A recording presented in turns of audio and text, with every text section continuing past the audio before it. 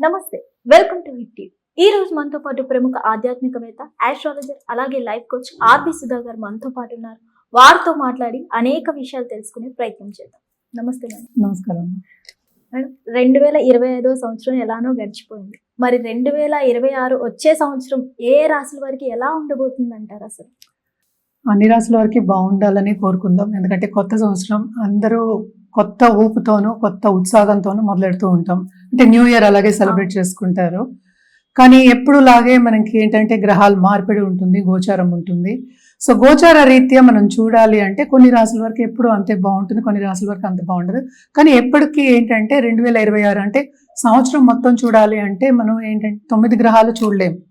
అంటే కొన్ని గ్రహాలు నెలకి మూవ్ అవుతూ ఉంటాయి, కొన్ని గ్రహాలు నెలన్నరకి మూవ్ అవుతూ ఉంటాయి, కొన్ని గ్రహాలు వక్రిస్తూ ఉంటాయి.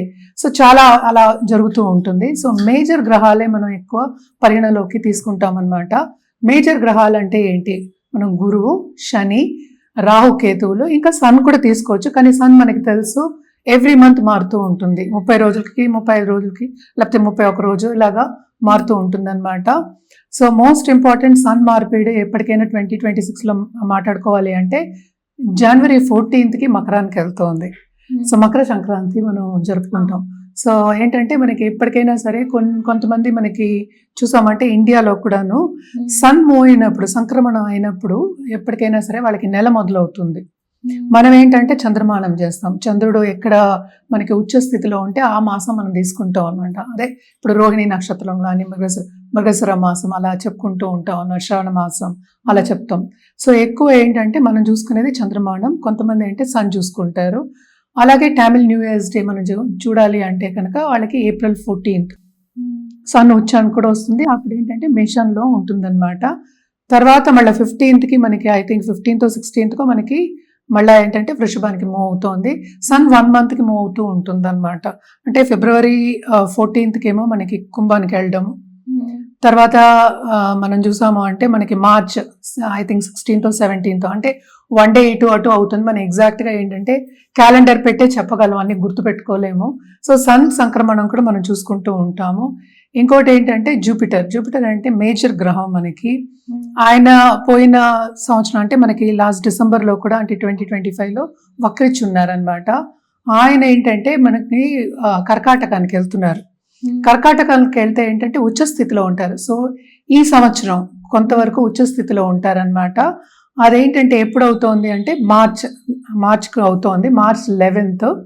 దాని తర్వాత ఏంటంటే ఆయన 31st అక్టోబర్కి ఏమో సింహానికి వెళ్తున్నారు. అంటే ఏంటి ఉచ్చస్థితిలో మనకి మార్చ్ నుంచి అక్టోబర్ వరకు ఉంటున్నారు. అంటే ఆల్మోస్ట్ నవంబర్ 1st అనుకుందాము. తర్వాత శని వక్రించడం ఏంటంటే 27th జూలై ఆయన మీనంలో ఉన్నారు. తర్వాత ఏంటంటే 11th డిసెంబర్కి ఆయనేమో డైరెక్ట్ అవుతున్నారు. సో మేజర్ మూమెంట్ అనేది ఏంటంటే ఇప్పుడు రాహు కేతువులకు ఉంది. డిసెంబర్ 5th రాహు ఏమో మకరానికి వెళ్తున్నారు, కేతు ఏమో మనకేమో కర్కాటకానికి వెళ్తున్నారు.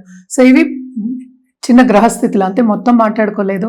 ఇంకా గ్రహాలు ఉన్నాయి. అంటే ఏంటంటే మనకి శుక్రుడు ఉన్నారు, బుధుడు ఉన్నారు, తర్వాత ఏమో కుజుడు ఉన్నారు. ఇవన్నీ కలిపే మనం ఒక రాశికి రాశి ఫలితాలు అనేది చెప్పడం జరుగుతుంది. సో ఆ మూమెంట్లేమో చాలా ఉన్నాయి అన్నమాట. సో మేజర్గా మనం చూసాము అంటే కుజుడు 45 daysకి మూవ్ అవుతూ ఉంటాడు. సో ఆయన వక్రించడం కూడా జరుగుతుంది. అంటే towards end of this year అంటే డిసెంబర్ 2025లో గ్రహ కూటమి అనేది మనకి ధనుసులో జరిగిందనమాట, జరుగుతోంది. సో ధనుసులో మనకి స్టార్టింగ్ ఆఫ్ ద ఇయర్ మనకి మార్స్ కూడా ధనుసులో ఉన్నారనమాట. సో అలాగే శుక్రుడు కూడా ఉన్నారు, అలాగే బుధుడు కూడా ఉన్నారు. సో అందరూ అక్కడే ఉన్నారు, మేజర్ గ్రహాలు ఉన్నారనమాట. సో జనరల్ ప్రెడిక్షన్స్ అనేది మనం రాశి పట్టి మనం చెప్పడం అనేది జరుగుతుంది. సో ఇవి గ్రహస్థితులు. సో మేజర్గా మనం చూసాము అంటే ఏల్నట్స్ అని ప్రభావం అనేది ఎవరెవరికి ఎక్కువ ఉందో చూస్తే మనకి కుంభానికి, మీనానికి, అలాగే ఏంటంటే మేషానికి ఉందన్నమాట. సో ఈ సంవత్సరంలో అంటే 2026లో శని మూమెంట్ అనేది లేదనమాట. శని ఏమో అక్కడే ఉన్నారు, అంటే మీనంలో ఉన్నారనమాట. సో ఇవన్నీ చూసుకుని మనం గ్రహస్థితులు మాట్లాడుకుందాం. జనరల్ ప్రెడిక్షన్స్ అంటే ఏంటంటే ఎప్పటికైనా మనం చెప్పేది, ఎందుకంటే రాహుకేతు మూమెంట్ ఉన్నప్పుడు కొంచెం డిఫికల్ట్ అయిన ఒక మూమెంట్ అనమాట అది. సో రాహుకేతు పూజలు కంటిన్యూస్గా చేయమనే చెప్తాం. అది ఒకటి కాకుండా నవగ్రహాల చుట్టూ ప్రదక్షిణ చేయడం అనేది వెరీ ఇంపార్టెంట్. అది ఏ రోజు అనేది మనం రాశివారీగా మాట్లాడుకోవాల్సి వస్తుంది అనమాట. మేడం, ఈ 2026 సంవత్సరంలో అసలు మేషరాశి వారికి ఎలా ఉండబోతుంది అంటారు ఈ ఎంటైర్ సంవత్సరం? ఈ సంవత్సరం అయినా అనుకున్నది సాధించగలుగుతారంటారా? తప్పక సాధిస్తారు. అంటే ఏంటంటే శని ఏంటంటే బ్యాకింగ్ అనేది ఇస్తుంది. నేను చెప్పినట్టు వక్రించినప్పుడు కానీ లేకపోతే మళ్ళీ డైరెక్ట్ అంటే వక్రించినప్పుడు కొన్ని ఇబ్బందులు వస్తాయి. కానీ ఏంటంటే ఈ రాశికి అధిపతి మనకి మార్స్ అయ్యారు. అదొకటి కాకుండా సన్ 5th లార్డ్ ఆయన కూడా ఏంటంటే ఇప్పుడు మకరానికి మనం చెప్పాం కదా, జనవరిలో మకరానికి వెళ్తున్నారు. ఉచ్చ స్థితికి మనకి ఏప్రిల్లో వస్తారు. సో ఆ టైంలో వీళ్ళకి తప్పక లక్ ఫేవర్ అవుతుంది. అంటే ఏంటి, మాసాలు మాట్లాడుకోవాలి. స్టార్టింగ్ ఆఫ్ ద ఇయర్ కన్నా ఏప్రిల్ నుంచి వీళ్ళకి చాలా బాగుంటుందనే చెప్పాలి. అప్పటి వరకు ఏప్రిల్కి ముందు let's talk from January to April అయితే కొంతవరకు వీళ్ళకి అనుకున్నది సాధించలేకపోతారు. ఇబ్బంది పడే ఛాన్సెస్ కూడా చాలా ఎక్కువ అనిపిస్తున్నాయి అనమాట. అంటే ఏంటి, అడ్డంగాలు వస్తూ ఉంటాయి, అది దాటుకుని ముందుకెళ్ళాలన్నమాట. ఎవరైనా ప్రయత్నిస్తే గానీ ఈజీగా పనులు కావు. అది మనం మాట్లాడుకునేది కెరియర్ విషయంలో. అలాగే ఏంటంటే బిజినెస్ పీపుల్ కూడా ఏప్రిల్ చాలా బాగుంటుంది. ఏప్రిల్ నుంచి మనం ఆల్మోస్ట్ జూన్ వరకు చాలా బాగుంటుంది. అంటే 2nd house కూడా సన్ వెళ్తారు. సో లక్ అనేది ఫేవర్ అవుతుంది. గవర్నమెంట్తో పని చేయించుకునే వాళ్ళు తప్పక చేయించుకోగలరు. అలాగే ఏంటంటే గవర్నమెంట్ రంగంలో ఉన్న వాళ్ళకి కూడా చాలా బాగుంటుందని చెప్పాలన్నమాట. అండ్ ఆల్సో కాంపిటేటివ్ ఎగ్జామ్స్ రాసేవాళ్ళు అంటే స్టూడెంట్స్, ఇదే టైం కదా మనకి చేంజ్ కూడా మార్చిలోనే చేంజ్ అవుతుంది మనకి.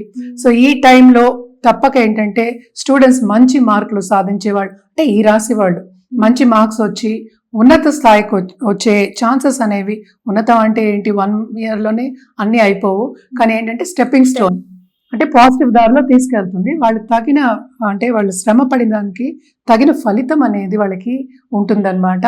సో తప్పక ఏంటంటే కెరియర్ పాత్లో మాత్రం కొంతవరకు వీళ్ళకి ఊరట అని చెప్పచ్చు. అంటే ఏంటి, చాలా మందికి ఉద్యోగం పోయి అలా ఉన్నారు కదా. సో నిరుద్యోగులకి ఉద్యోగ అవకాశము వస్తుంది. అలాగే స్టూడెంట్స్కి మంచి దారి అనేది కనిపిస్తుంది. అలాగే ఆంటర్ప్రూనర్స్కి అంటే ఏంటి, కొత్తగా బిజినెస్ స్టార్ట్ చేయాలి అనుకున్న వాళ్ళకంతా ఈ మార్చ్, నేను చెప్పినాను కదా, మార్చ్ ఏప్రిల్ నుంచి మనకి జూన్ వరకు చాలా బాగుంది. అండ్ ఆల్సో మనం చూసాము అంటే కనుక 9th లార్డ్ కూడా ఎగ్జాల్టేషన్కి వస్తున్నారు 4th లో. సో అక్టోబర్ వరకు మనం మార్చ్ నుంచి అక్టోబర్ వరకు చెప్పుకోవాలి. సో బాగుంటుంది, వీళ్ళకి ఏదో ఒక దారి కనిపిస్తుంది. ఫైనాన్షియల్ ఆస్పెక్ట్లో కూడా కొంతవరకు కుదుటపడే ఛాన్సెస్ కూడా మనకి ఎక్కువ కనిపిస్తున్నాయి అన్నమాట. అలాగే దాంపత్య జీవితానికి వస్తే కూడా కొంతవరకు అనుకూల పరిస్థితి అనేది నెలకొంటుంది. ఎందుకంటే డైవర్షన్ ఎలాగో ఉంటుంది కనుక మనం ఒకటి స్టార్ట్ చేస్తాం కదా, స్టార్ట్ చేసినప్పుడు దాంట్లోనే ఎక్కువ మనం ఫోకస్ పెట్టి చేయడం అనేది జరుగుతుంది. సో తప్పక ఏంటంటే వీళ్ళకి దాంపత్య జీవితంలో కూడా కొంతవరకు అనుకూల పరిస్థితి అనేది నెలకొంటుంది. అలాగే కొత్తగా పెళ్లి కావాలి అనుకున్న వాళ్ళందరికీ మనం చూసాము అంటే కనుక తప్పక మనకి అక్టోబర్ లోపల, అంటే నేను చెప్పేది మార్చి నుంచి అక్టోబర్ లోపల వాళ్ళకి సర్దుబాటు అంటే ఏంటి, మంచి పార్ట్నర్ వచ్చే ఛాన్సెస్ కనిపిస్తున్నాయి. అలాగే పార్ట్నర్షిప్ బిజినెస్ కూడా వచ్చే ఛాన్సెస్ మనకి ఎక్కువ కనిపిస్తున్నాయి అన్నమాట. బట్ ఏదైనా సరే వ్యక్తిగత జాతకం మీదే ఆధారపడి ఉంటుంది. సో వ్యక్తిగత జాతకం చూపించుకున్నప్పుడు కొన్ని రిజల్ట్స్ అనేవి మారుతూ ఉంటాయి. మళ్ళీ ఇదేంటంటే మనం జనరల్గా 4 గ్రహాల గురించి మనం మాట్లాడుకుంటున్నాము. ఇదే ఏంటంటే ఈ రాశికి అధిపతి మూవ్ అయినప్పుడు, ఇప్పుడు సపోజ్ 10th హౌస్కి వెళ్తున్నారు, నేను చెప్పాను కదా మకరానికి వెళ్ళాలి. సో 10th హౌస్లో సన్ ఉన్నప్పుడు తప్పక గవర్నమెంట్ రంగం బాగుంటుంది. అలాగే ఏంటంటే చాలా మంది ఉత్పత్తి చేసేవాళ్ళు లేకపోతే స్మాల్ స్కేల్ ఇండస్ట్రీస్ వీళ్ళందరికీ ఉన్నత స్థాయికి వచ్చే ఛాన్సెస్ మనకి కనిపిస్తున్నాయి. కానీ ఇక్కడ ఏంటి, ఏల్నాడ్స్ అనే ప్రభావం కూడా ఉంటుంది. సో ఏల్నాడ్స్ అనే ప్రభావం ఉంటుంది కనుక తప్పక చాలా శ్రమ అనేది అధికం వీళ్ళకి. అండ్ శ్రమకి తగిన ఫలితం అనేది నేను అన్నాను కదా అక్టోబర్ వరకు ఉంటుంది. దాని తర్వాత కొంచెం మళ్ళీ ఇబ్బందులు పడవలసిన మనకి తరుణం అనేది కనిపిస్తోంది. కానీ మిగతావి మనం చూడట్లా అంటే 2nd లార్డ్ ఎక్కడ ఉన్నారు, వీనస్ ఎక్కడ ఉన్నారు, లేకపోతే బుధుడు ఎక్కడున్నాడు, ఇవన్నీ చూసుకుంటూ ఉంటే ఇంకా స్పెసిఫిక్గా మనం ఏంటంటే ప్రెడిక్షన్స్ ఇవ్వడానికి ఉంటుంది. ఏదైనప్పటికీ కొంతవరకు వీళ్ళకి సక్సెస్ఫుల్ ఇయర్ కింద ఏరీస్ అంటే మేషరాశి వాళ్ళకి చెప్పుకోవడం అనేది జరుగుతోంది. హెల్త్ రీత్యా కూడా కొంతవరకు వీళ్ళకి బాగానే ఉంటుంది. చిన్న నలతలే వస్తాయి కానీ ఏది పెద్దగా ఏమీ కనిపించట్లేదు అనమాట. సో తప్పక శ్రమ పడాలి అన్నప్పుడు తప్పక ఏంటంటే మనకి ఫిజికల్ హెల్త్ ఉండాలి, అలాగే మెంటల్ యాప్టిట్యూడ్ ఉండాలి, మెంటల్ హెల్త్ కూడా ఉండాలి కనుక తప్పక బాగానే ఉంటుంది. ఈ సంవత్సరం అంతా కొంతవరకు సక్సెస్ఫుల్ మంత్ కింద మేషరాశి వాళ్ళకి పరిగణించుకోవాలన్నమాట. మరి వీళ్ళు ఎలాంటి పరిహారాలు చేస్తే ఇంకా మంచిగా ఉండే ఛాన్సెస్ ఉన్నాయంటారు? తప్పక అందరూ పరిహారాలు చేయాలి, ఎందుకంటే మన దగ్గరకు వచ్చేదే పరిహారాల గురించే కదా. సో తప్పక వీళ్ళు ఏంటంటే మనం చూసాం జెమ్ స్టోన్ వేసుకోవచ్చు, కూరలు వేసుకోవచ్చు, పగడాలు పగడాలేమో సిల్వర్ రింగ్ లో వేసుకోవచ్చు అనమాట. అండ్ ఆల్సో ఏంటంటే ఎవ్రీ ట్యూస్డే తప్పక వీళ్ళు సుబ్రహ్మణ్య స్వామికి పాలాభిషేకం చేయించుకోవడం మంచిది. లేని పక్షాన్ని చాలా మంది అమ్మవారి పూజలు చేస్తారు, దేవి పూజలు చేస్తూ ఉంటారు. సో దేవి పూజలు చేసే వాళ్ళకి మంగళవారం ఎప్పటికైనా వెళ్ళి అంటే దుర్గాదేవికి పూజ చేయడం, ఎస్పెషలీ ఎర్ర పువ్వులతో పూజ చేయడం మంచిది. అలాగే వీళ్ళు ఏంటంటే red colour and orange colour వీళ్ళ దీంట్లో వార్డ్రోబ్ లో యాడ్ చేసుకోవచ్చు. ఈ కలర్ ఏంటంటే తప్పక మంచి పాజిటివ్ వైబ్స్ ఇస్తాయి కనుక మంగళవారం వేసుకు చూస్తే చాలా మంచిది. అందులో పాటు నేను చెప్పినట్టు ఆరెంజ్, రెడ్, గోల్డ్ కూడా యాడ్ చేసుకోవచ్చు, బాగుంటుంది. రుద్రాక్ష విషయానికి వస్తే కనుక తప్పక వీళ్ళు ఏంటంటే చతుర్ముఖి రుద్రాక్ష వేసుకోవచ్చు అనమాట.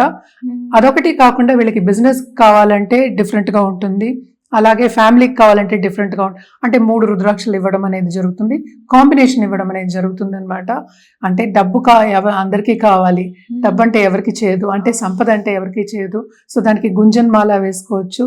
అలాగే ఏంటంటే క్రిస్టల్స్ పెట్టుకోవచ్చు. అంటే ఏంటి, మనకి ఆల్రెడీ దాంట్లో మనం బ్లెస్ చేసి ఇచ్చిన క్రిస్టల్స్ ఉంటాయన్నమాట, ఎనర్జైజ్డ్ అంటాము.